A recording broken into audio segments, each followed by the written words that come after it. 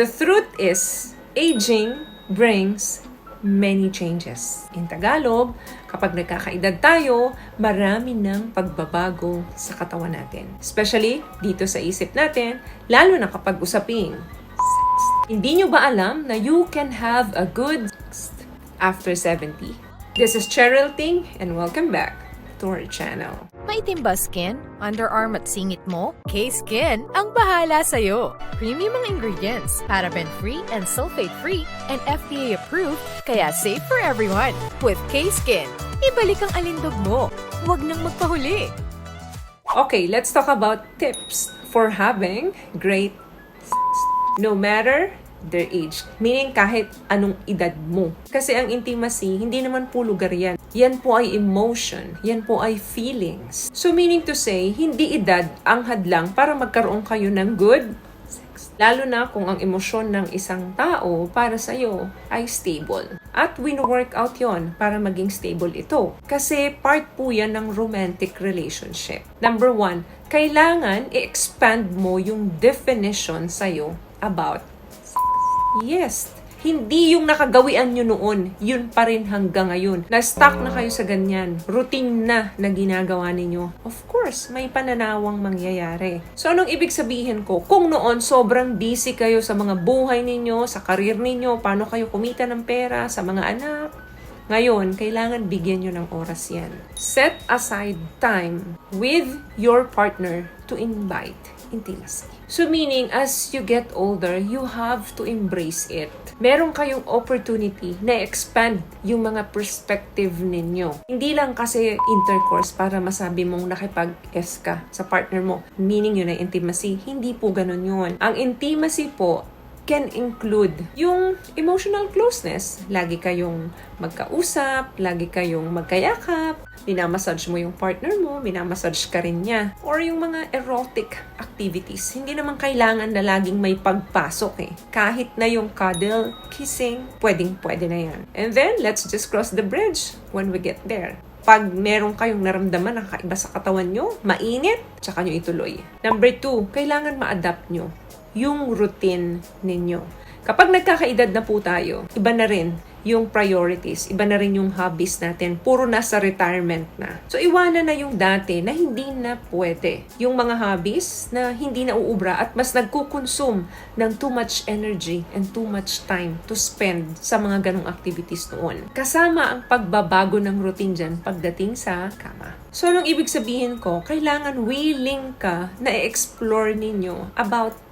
intimacy. Bagong schedule, bagong araw, bagong oras. Diba kapag nagkakaedad na, minsan mababaw na yung tulog eh. Minsan nga late na rin natutulog. So kung kinakailangan doon ninyo ilagay or isiksik yung schedule ninyo pagdating sa doon nyo ilagay. Hindi kinakailangan na dati kasi tuwing madaling araw or tuwing gabi, iba na nga ngayon. Kailangan i-adapt mo yung bagong routine. Kailangan gumawa kayo ng mga bagong routine kasi pag-aawayan nyo yan kung hindi nyo maiintindihan pareho or hindi kayo same page. Number 3, kailangan makapag-establish kayo ng honest and open communication. The more kasi na nagkakaedad, yung ibang couple, mas nag-hide and seek ng feelings. Hulaan mo kung ano yung nararamdaman ko sa'yo. So, nagiging ganun yung routine. Nagtatago-tago sila ng emosyon. So, you should be honest and open sa communication ninyo. What I love about this product, itong No More Dark Secret ng K-Skin, bukod sa may advanced whitening na siya na kung saan pwede niyang matulungan na pumuti yung mga singit-singit mo, moisturizing, meron siyang anti-irritation, antibacterial, maintain healthy pH level. Hindi lang pambabae, meron din po tayong pang-lalaki. Another thing, ito importante to. Consider toys. Anong toys? Hindi yung mga laruan sa bahay ha. Ito ay toys. Ito po ay makakatulong sa loob ng kwarto para mabigyan kayo ng satisfaction. Kung wala ka namang partner, you're alone, okay lang. Or with your partner. Pwede niyong gamitin ito para mas papalawak ninyo yung ginagawa ninyo sa loob ng kwarto. Kasi kapag nagkakaedad, nag-iiba na po yung pressure na kailangang ibigay natin doon. Kasi nga, sa ibang babae, nababago na yung sensitivity ng skin nila. Reason, kailangan mas mahaba na yung foreplay, mas madiin na yung ginagawa ninyo sa mga partner ninyong babae. Kasi yung iba po, mas matagal na umaraos. Pwede po kayong mga tumingin sa mga online shopping na pwedeng maka-purchase kayo from the comfort of your home, at para kung nahihiya kayo sa privacy ninyo, pwede kayong bumili na lang sa mga online shopping. Another thing, practicein nyo pa rin dapat ang safe sex. Lalo na kung magjowa pa lang kayo, no? Meron pong mga ganyan, kahit may edad na, namumulaklak pa rin po ang kanilang buhay pag-ibig sa mga bagong partner nila. Kasi po, oo, hindi na nga kayo mabubuntis, pero pwede pa rin po kayong mahawaan ng mga sexually transmitted disease. Wala po kasing mga pinipiling edad yan. So, mag-ingat pa rin. Lalo na kung hindi mo masyado ito lubusang kilala. Another thing, kailangan ma-maintain mo pa rin yung healthy habits. So, araw-araw po ito, hindi pag gusto nyo lang.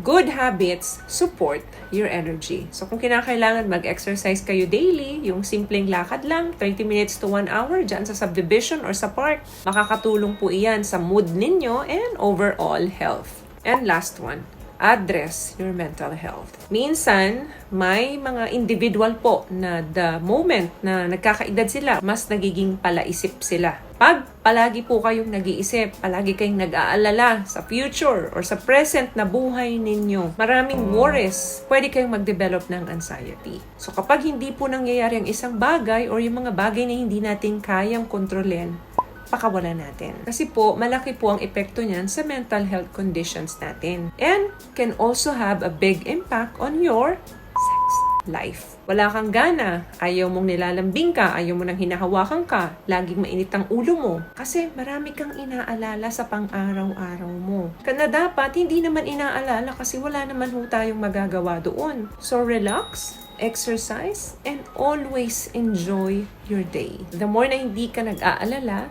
mas masaya ka, mas healthy ka.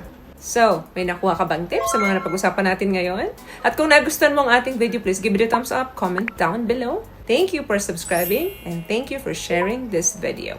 Always love yourself, and be a blessing. Bye!